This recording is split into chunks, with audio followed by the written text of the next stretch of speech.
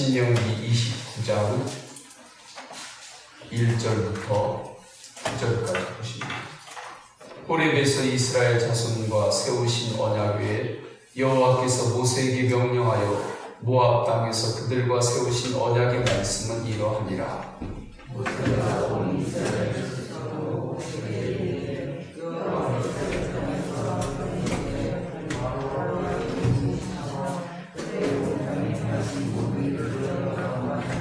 곧 그 큰 시험과 이적과 큰 기사를 내 눈으로 보았느니라.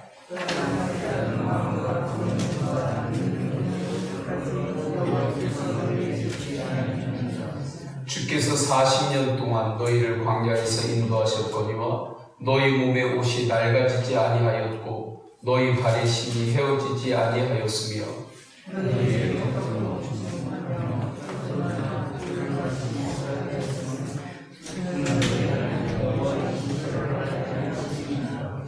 너희가 이곳에 올 때에 헤스본 왕 시몬과 바산 왕 오기 우리와 싸우러 나왔으므로 우리가 그들을 치고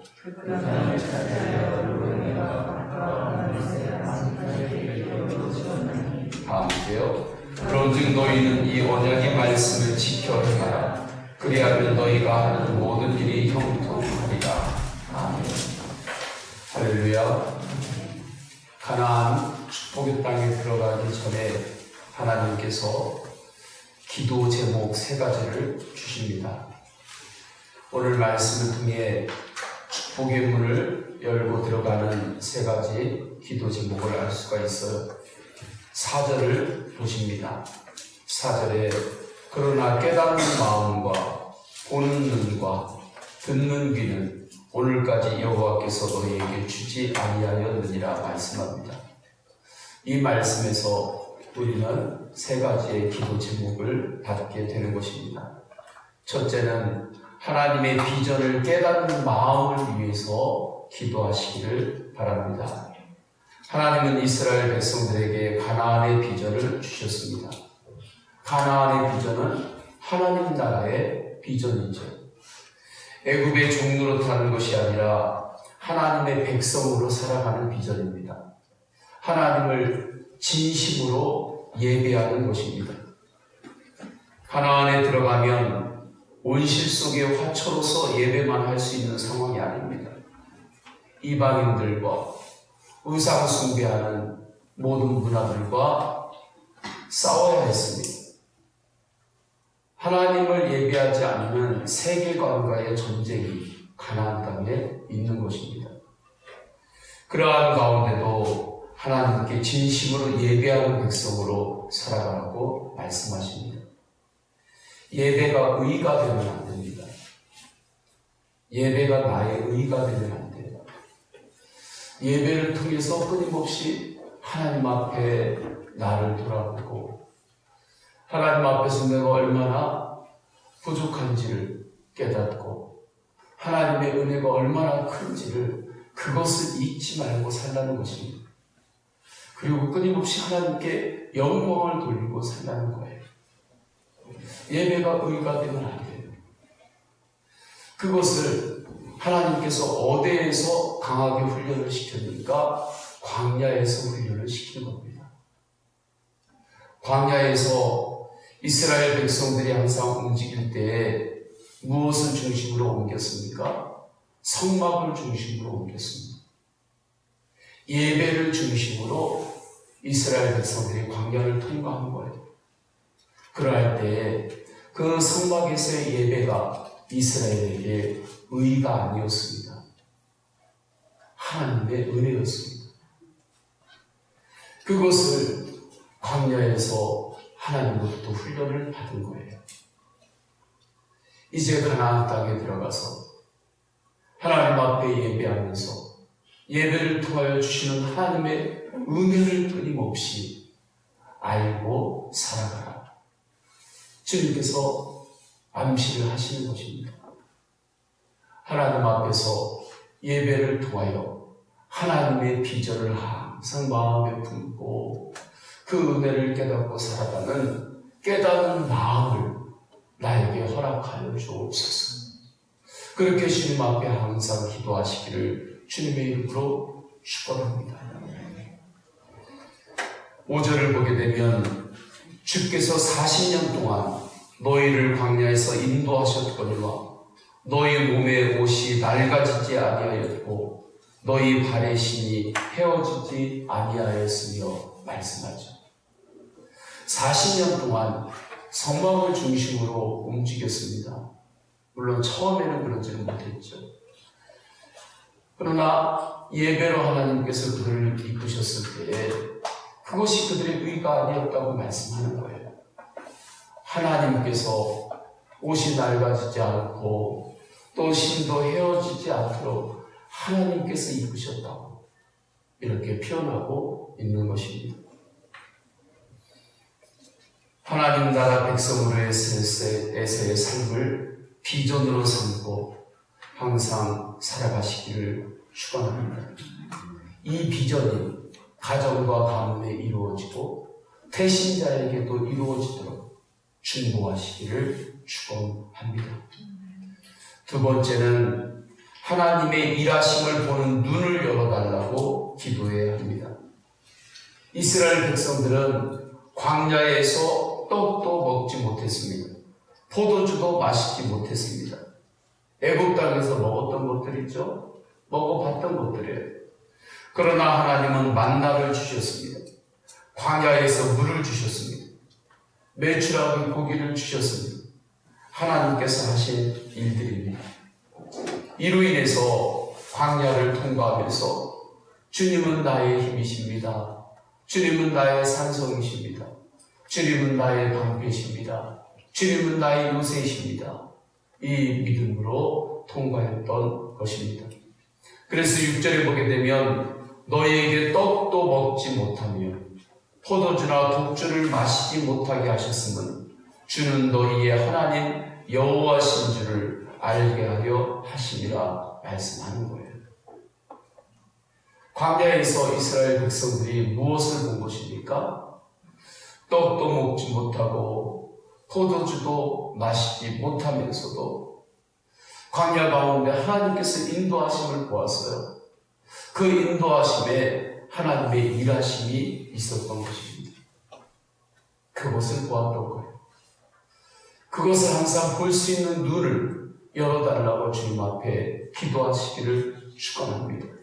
하나님, 오늘도 주님께서 생각을 주셨습니다. 오늘도 하나님이 일하심을 볼 수 있는 눈을 열어 주옵소서. 하나님이 일하심을 볼 수 있는 눈이 열릴 때에 우리는 겸손할 수 있습니다. 이어서 충성할 수 있습니다. 두 가지가 같이 갈 수 있는 거예요. 겸손한다고 충성을 잃어버리지 않고 가만히 머무르는 것이 아니죠. 충성하고 뭔가를 열심히 한다고 겸손 없이 하는 것이 아니죠. 왜 그렇습니까? 하나님의 일하심을 보기 때문에 그렇습니다. 하나님이 일하시는 것을 보기 때문에 하나님 앞에서 겸손하는 거예요. 그러니까 사람 앞에서도 겸손하게 되는 거죠. 하나님의 일하심을 보기 때문에 그 일하심에 내가 참여하는 것입니다. 그래서 충성을 다하여 사는 거예요. 열정으로 살게 되는 것입니다. 교회의 일은 이렇게 이루어지는 것입니다. 하나님의 일은 이렇게 이루어지는 거예요. 한때 교회의 일은 오직 은혜로만 된다. 이 믿음으로 한국교회가 일어났습니다. 그런데 이 은혜로 한국교회에 하나님께서 부흥을 주셨어요. 부흥을 주셨는데 자칫 잘못해서 하나님께서 일하시는 것을 보지 못했어요. 그런 가운데에 조직과 관리와 행정과 관리를 탁월하게 하는 그러한 곳들이 일어났습니다. 그러한 교회들이 커지는 것 같았어요. 그래서 또 한때 어느 쪽으로 많이 기울어졌는가? 조직과 관리와 경영과 행정의 이론으로 교회 일도 그렇게 관리하고 하는 쪽으로 또 많이 이쪽으로 기울어져 있습니다. 그러다 보니까 이러한 관리의 노하우가 보이는 곳이 어디입니까? 기업이죠. 기업의 경영이 있죠. 그래서 교회 일을 하는데 경영의 원리가 이것저것 도입이 되었습니다. 그런 시각과 그런 것에 훈련을 받은 사람들이 교회의 리더들이 또 되기 시작했습니다. 지금 중년 세대의 목회자들은 이 두 가지를 많이 경험을 했습니다. 어릴 적에는 정말 이 한국교회 초기에 은혜로 부흥하는 그 때를 경험을 했어요. 그때는 뭔가 좀 체계적이지 않고 그러한 아쉬움들이 있었고, 그러나 교회는 그때 뭔가 거칠고 서툰 것 같은데 모든 것들을 은혜로 덮을 수도 있었고, 은혜로 함께 마음을 합할 수도 있었고, 은혜로 인내할 수도 있었고, 그렇게 하면서 교회가 부흥하고 세워져 갔습니다. 그러나 이후에 또 교회가 하나님의 일들이 조직과 경영과 행정과 그러한 관리, 그러한 것들이 강화가 되면서 일들이 이루어지는 것도 경험을 했습니다. 요즘은 기독교 연합해서 모이는 곳들은 대부분 조직과 관리와 행정과 이러한 부분들이 상당히 강화가 되어 있습니다. 교단도 그렇고 연회도 그렇고 이쪽이 굉장히 많이 강화가 되어서 이쪽을 더 강화시키고 더 잘해서 하나님의 일을 더 잘하고 싶은 그쪽으로 요즘은 많이 다가게 되는 거죠. 그러다 보니 그 문제들이 있음을 발견하게 되었습니다. 하나님의 일하심에 눈을 열지 못하는 것입니다. 하나님의 일하심을 바라보지 못하는 거예요. 그것을 요즘 깨닫는 것입니다.